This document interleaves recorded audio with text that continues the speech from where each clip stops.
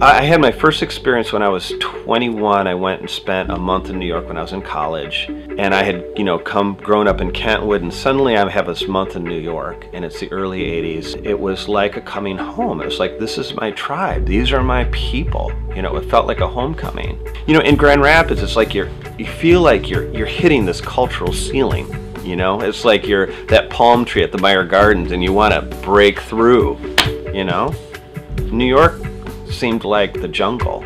New York is this incredible kind of mythical city for me, and for a lot of people, particularly people that identify themselves as creatives in some way. The art magazines, the best galleries are there, the critics, the curators, some of the best, most important museums, the Whitney, the Metropolitan. But not just that, there's a whole, all the Woody Allen movies you've grown up watching, falling in love with, and the music, Lou Reed and the Velvet Underground is all about that backdrop of New York. Being in that environment for us represented being in close proximity to a lot of really great gates that could open up and provide new territory and new kind of elevated success. A lot of times we fail because it's not meeting our expectations, so it feels like everything's wrong.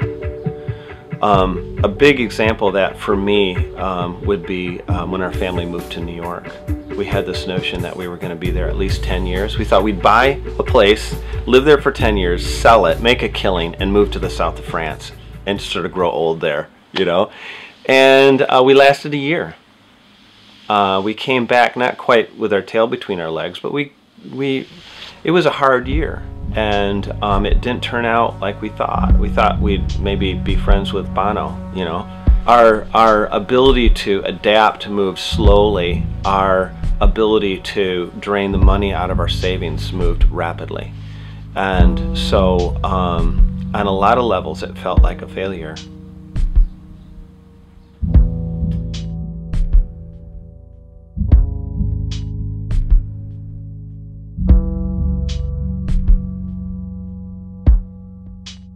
And once that is kind of out of the bag, it's really hard. It's like, those tents, it's like, how did they ever get it back in this bag? It's just too small. It never really did fit back in because there's this expansiveness. I've had all kinds of failures, and the way I've come to think of failure, I feel like there's a coin that's been minted, and it's got failure on one side and success on the other. And like every time I start a painting or I begin a venture of some sort, it's like I'm tossing that coin in the air, and I don't know, and it could just keep ending on failure, for a while, like it would if I was tossing a penny. So I kind of feel like they're minted together, they go together, and just to make it more confusing, sometimes I think I've failed and actually it was a success, I just didn't understand.